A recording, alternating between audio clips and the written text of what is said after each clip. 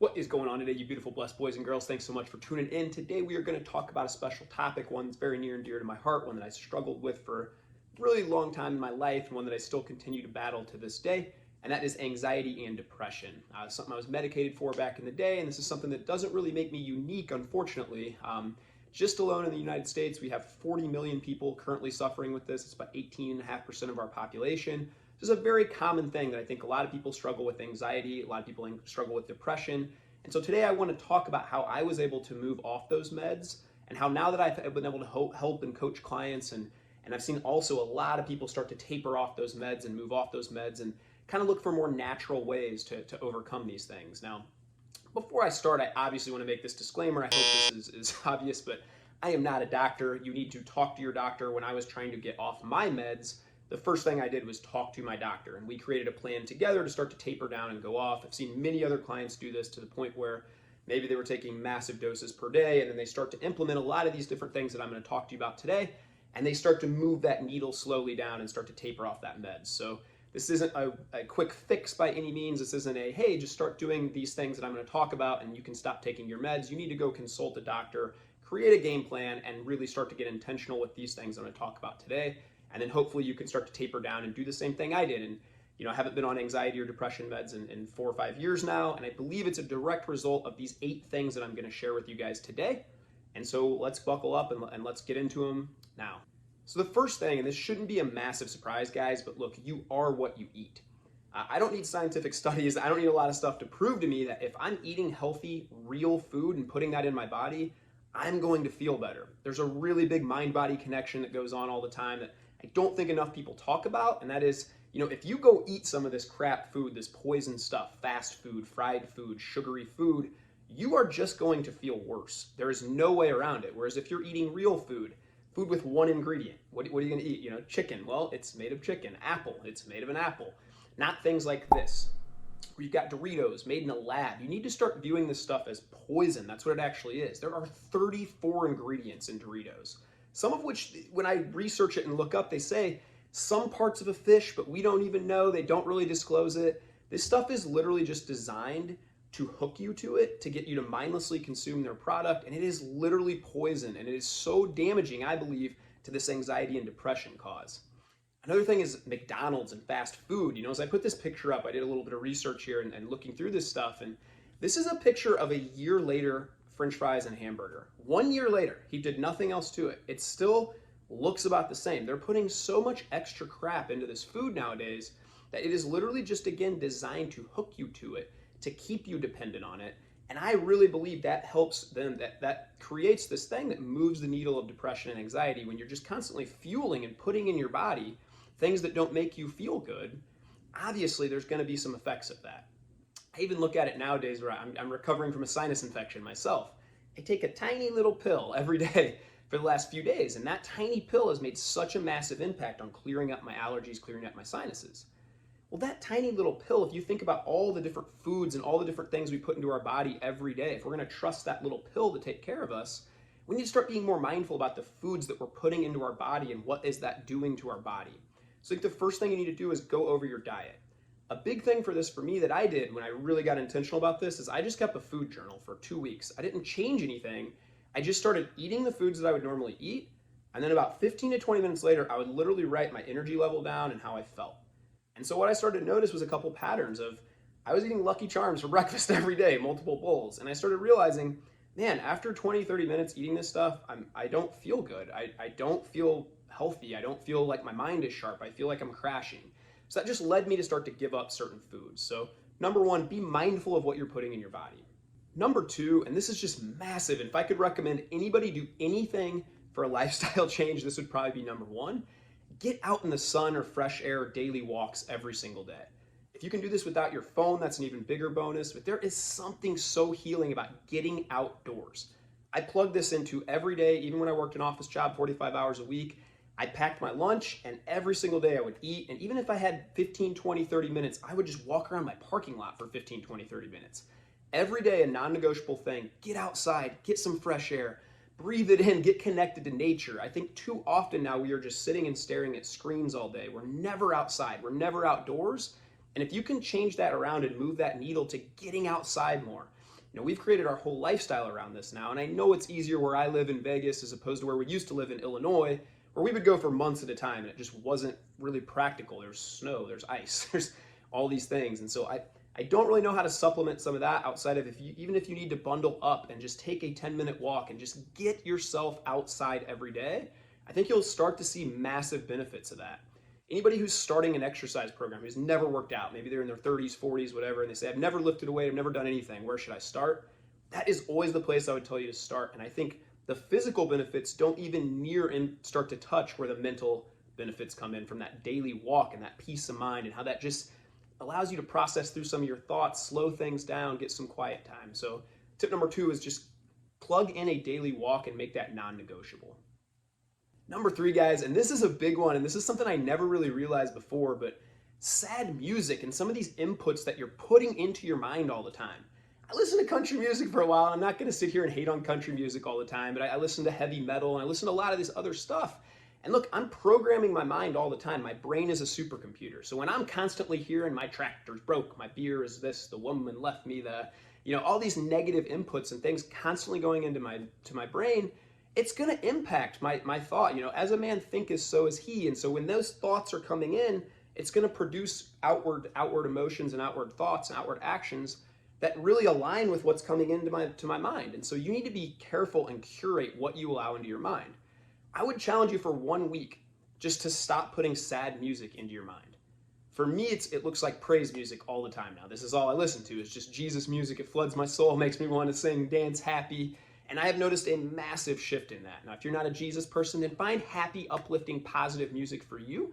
That would work and start to move the needle for yourself too.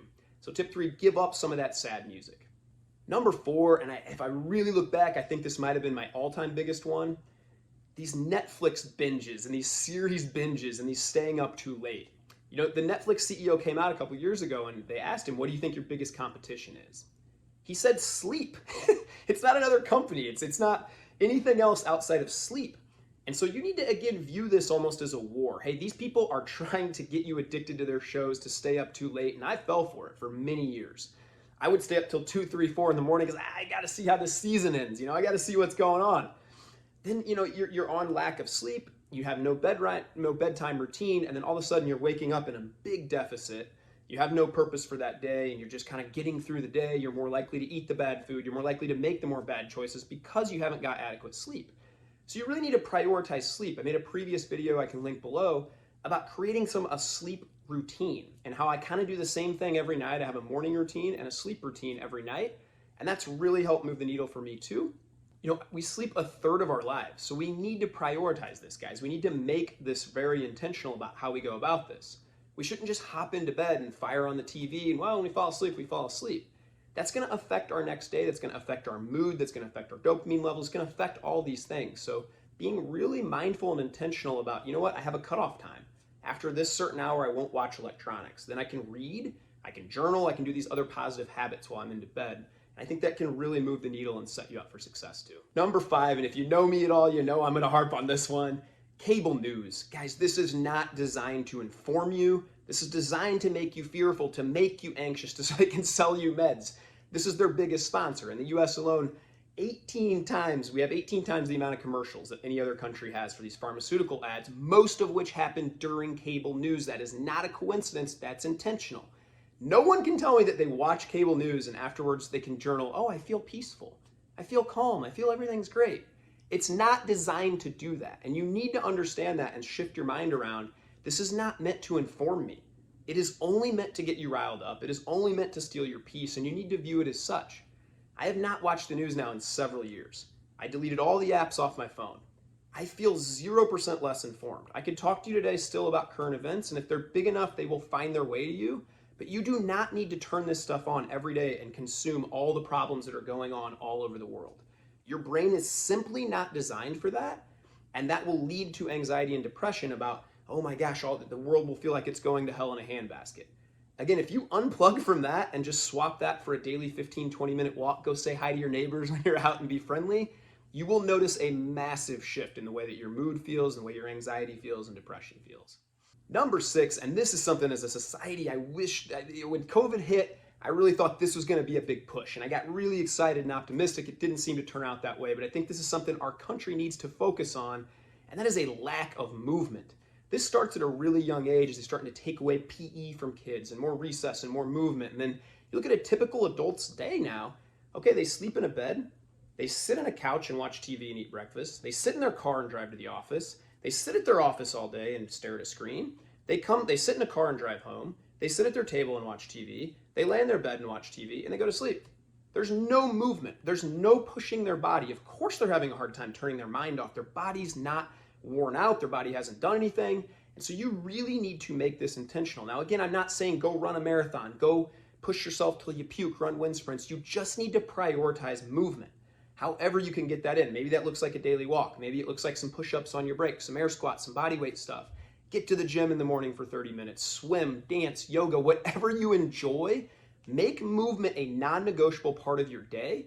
And I think that does it, releases dopamines. Exercise is proven to actually release more dopamines and these positive chemicals in your brain than some of the strongest anxiety and depression drugs. And you can look that up. That's an amazing stat that, hey, you have the power within you to go push yourself, go do some of these hard things, go walk until you feel like you're a little bit tired, then walk a little more, go swim, go dance, go release some of these great endorphins, go move your body. That's what it's designed to do. Number 7, and this is a really big one that I didn't get super intentional about until about 2.5 years ago, but I really believe it's made a massive difference too. This goes back to the sad music, but you need to curate all your inputs. I would start with social media here, guys. You know, I used to follow every politician, every celebrity. I'd read down these chains of people arguing back and forth all the time. And that's how I viewed the world. It was this anxious mess of, oh my gosh, everybody hates each other. And you know, now that I've unfollowed all that junk and all that noise, and I literally follow the most positive people in the world, I try and learn from these people. If they're not, you know, really plugging life into me and energy into me, I won't follow them on social media. I've curated a very positive timeline. So now when I do log into Twitter, when I do log into YouTube, when I do log into Facebook or these other places, man, the only thing coming into my brain is positivity. Hey, let's be better. How can we get better? Hey, I'm encouraging you. You're encouraging me. You have to be intentional and curate that timeline. It will not happen automatically. So you need to go through and unfollow that junk that is stealing your peace, robbing your joy, and convincing you that we all hate each other. We really don't. If you unplug from that and you just start to be intentional about who you follow, you'll see the world's really not that negative unless you choose to see it in that way. So go through your timeline and unplug from some of those negative inputs. Number 8, and this, you know, isn't a popular one. Take it or leave it for whatever it's worth. Alcohol and weed. Now look, I'm not gonna sit here and say, don't have any alcohol, don't ever pop an edible. I do both of these things on occasion, and I don't think it's the end of the world. What I'm talking about here is the escapism, is the every single day, man. You can't get out of bed until you're puffing a joint. You just don't want to deal with life's problems, so you drink every night or every weekend until you get blackout, you know? This isn't having a glass of wine with dinner. This isn't having an edible once every 2 months and writing your gratitude down in the way that I might use it. This is an escapism route where you don't deal with your problems. Now, escapism can come in many forms. I think some people use food, which we talked about in the first point. I think some people use the TV and Netflix. You know, they don't have to get any kind of feedback if you just kind of put yourself into these things, right? You don't ever have to deal with them. Well, what that does is those pushes those problems, they're still in there, right? We got 45, 50,000 thoughts a day going around our brain. And if you don't ever deal with those things, they just keep piling up and piling up. And I believe that can keep causing and leading to more of that depression and anxiety. So I would challenge you to maybe take 1 or 2 of those nights where you're zoning out to this stuff and actually journal and get out your feelings and how you feel. Maybe get a group and talk to other people about that and realize you're not going through a lot of this stuff alone. Again, 40 million Americans are suffering with anxiety and depression alone. You're not alone. Let's seek community and let's find other people that have it. Instead of us all escaping and being on our own, let's form community. Let's talk about these things. Let's get them in the open. And I feel like when we do that, we can start to move the needle towards healing. Bonus one, and this is the biggest one, I think, is you got a goal set. You know, for a long time, I floated through life. I literally woke up and I thought, I can't wait until this day is over, as much as I hate to admit that, because this game is on TV, or I can watch this show, or I can just zone out and kind of escape it all, you know? And I didn't have any big goals, I didn't have any big mission, I didn't have anything that I was really passionate about. So sit down today, get a notebook out, write down who you want to be in a year. Write a letter to yourself. This is what I did and said, I'm gonna be this man in a year. I want this body, I want this bank account, I want these relationships, I want these goals in my life. And once you get really addicted to this self-improvement where you just can't wait to get out of bed for the day, starts to shift your mindset around in all these different ways where you're genuinely excited to start to set and conquer things. Now, these don't have to be massive goals. I want to be worth $50 million. Start small. Make the goal to chug 2 waters in the morning. Start to stack some wins, right? Make your bed. Do some of these little things every day that just start to move the needle, and then have this bigger vision of who you want to be in the back of your head that you're always working towards. If you need any help with that, fire it down in the comments. This is what I talk to people about every single day, and I'm happy to provide any more references for you that I can. So I hope this helps somebody out there today struggling with anxiety and depression. I hope you do know that you're not alone. If you do feel like you're hopeless, miserable, please don't suffer alone. Call some of these numbers, call these people. We'll put some links down below where you can reach out and get help. This is not a joking issue or not an issue, again, that I think you should tackle alone. Please consult your doctor. Start to get a plan with them to start to kind of move the needle to heal from these things.